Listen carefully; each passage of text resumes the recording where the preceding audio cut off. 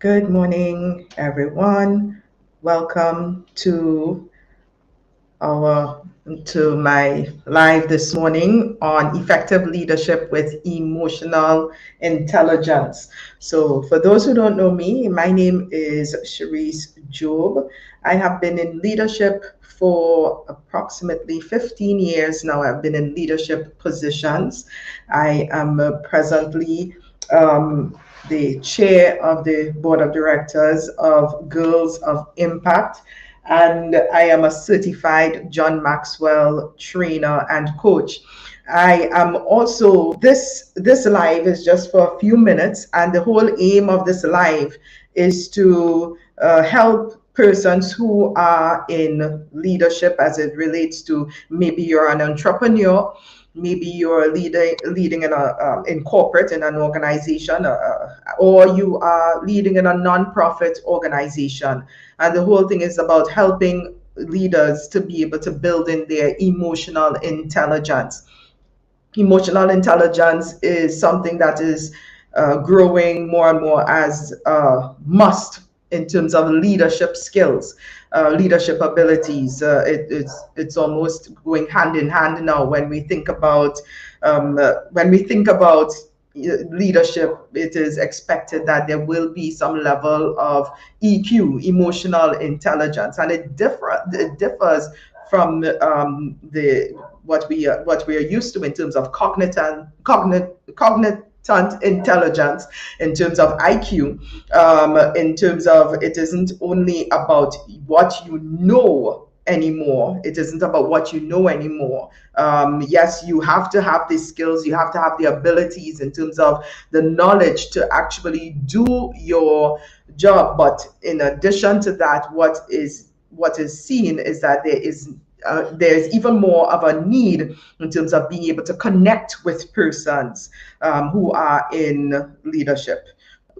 You connect with those that you lead. So we're gonna just take a few minutes today and go through what it means in terms of effective leadership with emotional intelligence. And yeah, again, thank you for joining. Feel free to place your comments in the chat. Okay, so first of all, what is emotional intelligence? So, emotional intelligence refers to the ability to identify and manage one's own emotions as well as the emotions of others. So, emotional intelligence, first of all, starts with the ability to empathize with persons, being able to see things through the other person's perspectives. It is the ability to put yourself in someone else's shoes. That's what emotional intelligence is all about, being able to see something from another person's perspective, how they may see it. It's about the heart, and a lot of times persons believe that the heart is, or leading from the heart, or being, or looking at emotional intelligence is something that is weak, because they think it's all about feelings, and it's not necessarily about that, but it is about feelings, because you have to lead. When you're leading, you must have some level, or whether or whatever position you may be in, they must have some level of feelings. For example, feeling confident is not necessarily something that is bad. Feeling good, feeling successful isn't something that is necessarily bad. And this helps to motivate you towards the goals and objectives that you have for your life, for your organization. And so emotional intelligence is about building on the right feelings that are critical for the success for any organization, whether it be for profit, whether it be your business, or whether it be just a not just, but whether it be a not for profit organization. So all of these are in when we talk about emotional intelligence. So emotional intelligence in the workplace. Emotional intelligence is the ability to use, understand, and manage one's own emotions in a positive way, and to manage stress, communicate effectively, de escalate issues, problem solve, and empathize with other people.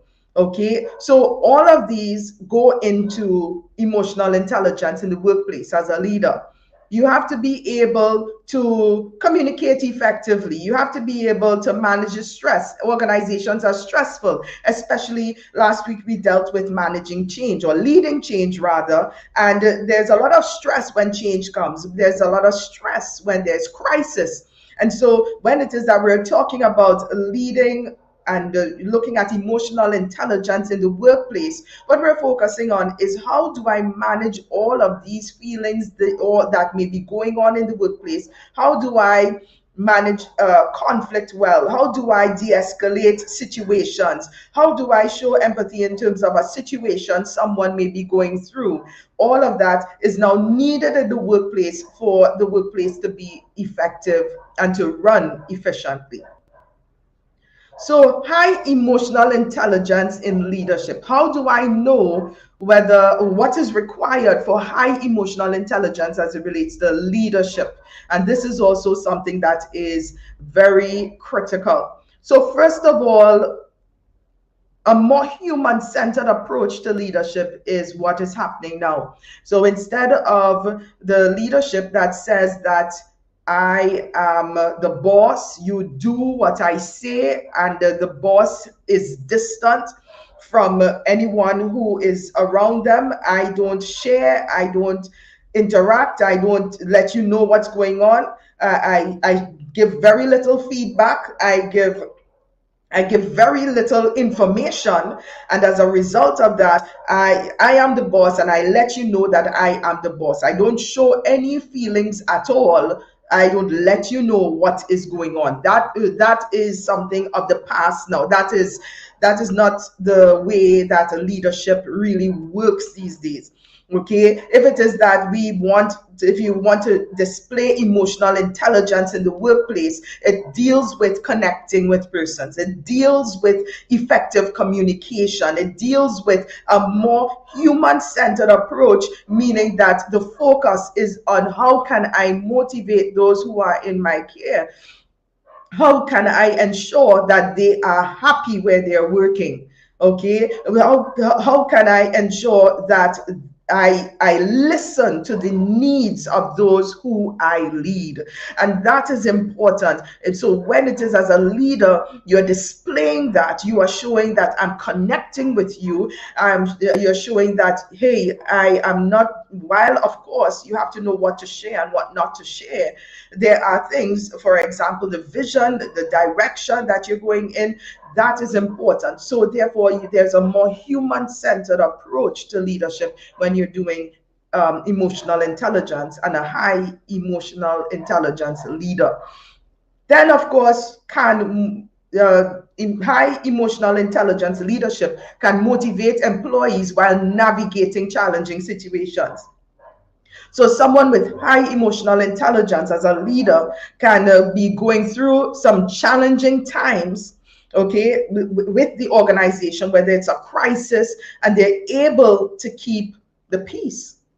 They're able to help persons, to motivate persons during the crisis that, okay, it's going to work out. Okay, this is what we can do. These are the options that we have. So rather than panicking or reactive management, someone with high emotional intelligence would then take the time to ensure that the persons they lead understand what is going on, but in addition to that, know that the leader has their back and will work with them through the crisis.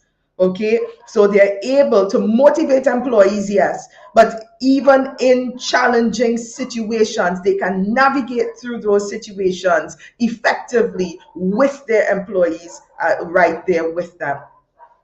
And then thirdly, manages emotions such as anger, negative moods very well. So a leader that is high when it comes to emotional intelligence also takes time to manage their emotions. In other words, they don't make rash decisions, but rather they take time to understand the situation. They take time to reflect on what is being said or what is being done or whatever is the situation, and come up with a solution that is not something that is gonna hurt persons or react to persons in a way that then after they may regret. So one of the things that we're doing as an organization is looking at anger management, and we're preparing to do something with anger management shortly to help in children and parents as it relates to anger management. And this is where emotional intelligence comes in. And even as leaders, we want to ensure that leaders are able to give off the best. So while emotional intelligence is about emotions, it's about how you handle your emotions in situations. And so it isn't just being emotional, but it is using the right emotions in your organization, whichever one it may be. And this here is what we're talking about when we say manage emotions such as anger, negative moods very well. All right, so let's move forward.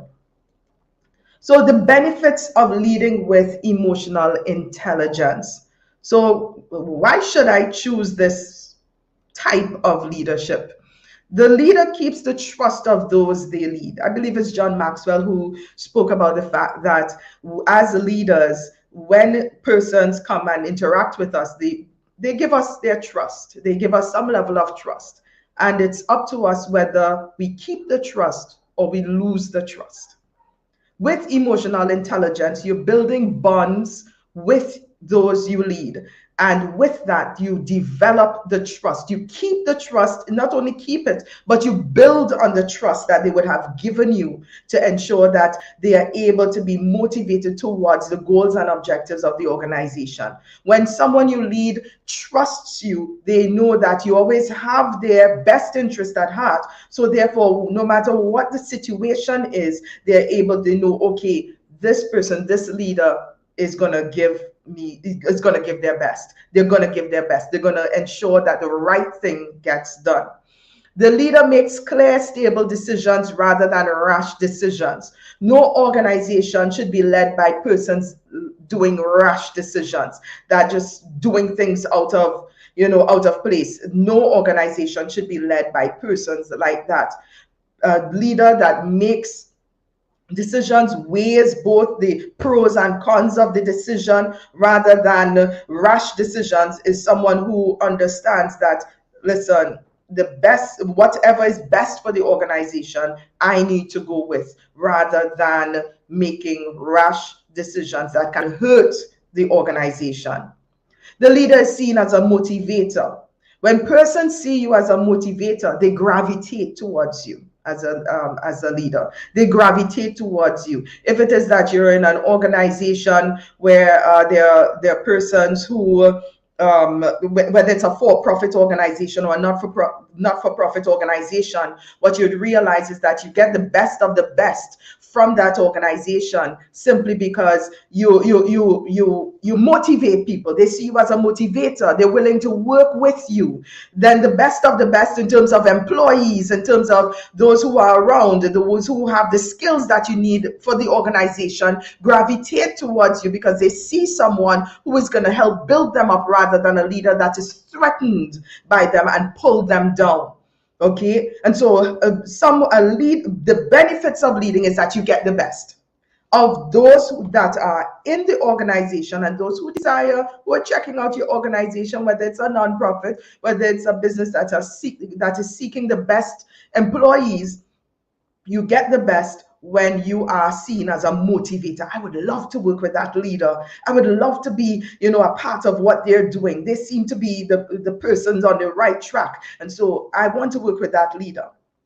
And another benefit is the leader creates positive growth environment, which attracts the best persons. They create a positive growth environment. So with that now, persons want to be in an environment where they can grow. A leader that has high emotional intelligence is a motivator, yes, but that person always looks for the opportunities for their people to grow, for their people to be built up, for their people to be strengthened. Okay, and so therefore they create a growth environment where ideas are shared, where there's constructive criticism, where persons are able to be built up. Their innovations are created in that sort of environment because persons are given positive feedback. They're given the opportunity to grow, to develop, and therefore they want to be in that particular type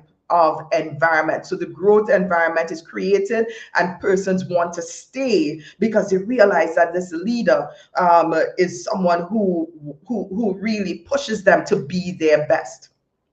So here are some coaching questions that we can ask ourselves as we are looking at emotional intelligence, and where are we as it relates to emotional intelligence.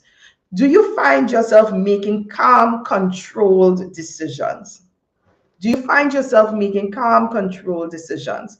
Are you a reactive manager or leader where only when things happen you go and you work things out? Or are you someone who has a vision and you ensure that even in crisis that everything comes into alignment with the vision that the organization has? Are you someone who is ensuring that the decisions that you make, even when you're upset with something that is going on, that you take a moment to understand what is best for the organization moving forward? All right. So do you find yourself making calm, controlled decisions, or do you see yourself making more rash decisions as a leader? All right. Or do you not take into consideration those who are do you not take into consideration those who are affected by the organization? Okay, are you disconnected from those you lead? Do those you lead gravitate toward you? Are they connecting with you at all? Or when they see you, you realize everybody go quiet? Or you notice that, people are just polite? Do persons see you as someone they can bounce their ideas off of? Do they see you as someone they can learn from and be built up as a leader, as someone who is led by you? Or do they see themselves, or do you notice that persons are moving away? Perhaps in your organization, you're seeing high employee turnover. You're seeing that persons are just there and they're probably taking 2 or 3, they're there pretty much 2 or 3 years, and then they're leaving and they can't take it. They're not staying, they're not committed to anything that you're doing. Then you need to look at your emotional intelligence. Perhaps it is in terms of how you are connecting with your employees. So again, I want to reemphasize, as a leader, being distant and disconnected is out. Being distant and disconnected is out. That's not the way that persons lead. When you look at the various these generations now, they are about connecting. They're about, they're not about, okay, I'm gonna stay with this organization forever. No, if it is that you're showing that this organization is showing that, hey, this isn't the way that I want to go. If what it is that you're doing is not in alignment with their vision, they're gone. And so it's important to understand, am I connecting with those that I lead? Am I connecting, or am I distant and I'm the boss and you stay over there and you don't tell me what to do? The third thing is, how do you respond to criticism? Do you react in anger, or do you take time to reflect on what is being said? As a leader, you need to understand that you're not going to have it all. Even sometimes persons may say something and we react, and we may say, well, that person doesn't know what they're talking about. That person has no idea what it is, I'm going through. Rather than taking a moment and reflecting, is this something that I need to fix in my life? Is this something that I need to fix in my situation so that I can be much more effective as a leader? If it is that you're realizing that as a leader, you are not reacting well to criticism, that means no one can tell you what to do. That means you can't grow as a leader.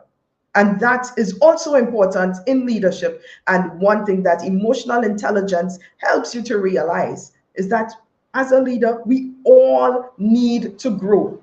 We all need to grow. Everyone needs to grow, personal development, personal growth, but especially as a leader, because you are now the one navigating, you are the one directing where your people need to go. And so you need to be able to take criticism, take feedback, reflect on it, take some time, pray about it. What does this mean? Is this something that I need to build on, or is this something that I need to throw away? And just graciously accept it and move forward. So these are some of the things that we need to reflect on as we develop our leadership skills. So if you have any questions, because we're almost at the end, it's just a 30-minute nugget that I want to give. If you have any questions, comments, feel free to share.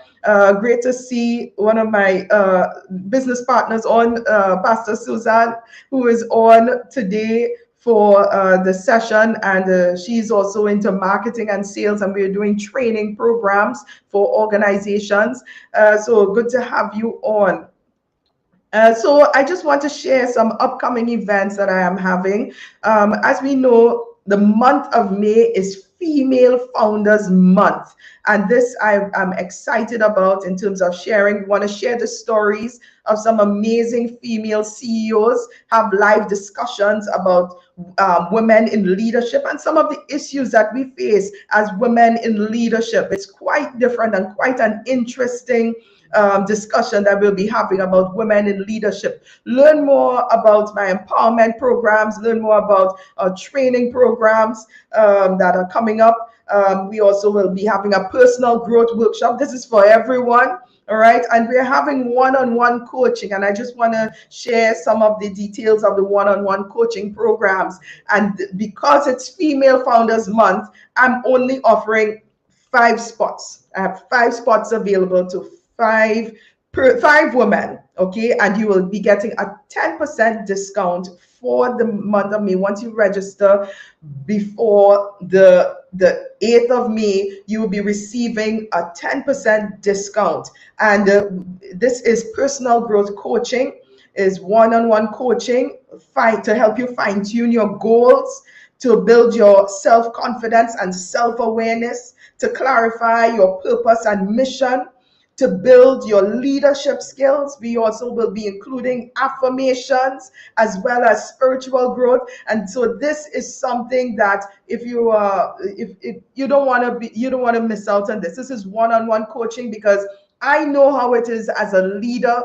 There are times where we want to bounce ideas and we're not sure who to bounce ideas off of. We want, sometimes we want to get some growth. We want to understand certain things. We want, we're struggling with certain areas and we don't know who to go to. And so I am providing this service, and it's going to be a 3-month coaching program, but feel free to join in and be the first to sign up. All right. I am putting the link, all right, that you can register in the chat so that you have that link, and feel free to be a part of this program. We have other programs as well, and stay tuned for further information about these programs. We have programs for women, we have programs for everybody. So feel free to be a part of these programs anytime. I will make sure that you have all the information that you need concerning these programs. All right. So thank you very much for those who joined in. I'm seeing some comments in the chat. Great questions for reflection. Thank you, Suzanne. Leaders are learners. That's very true, Sherman. Leaders are learners. Yes. All right. It is something that we need to ensure that as leaders, we do this thing right. We are guiding people. We are directing people on a path.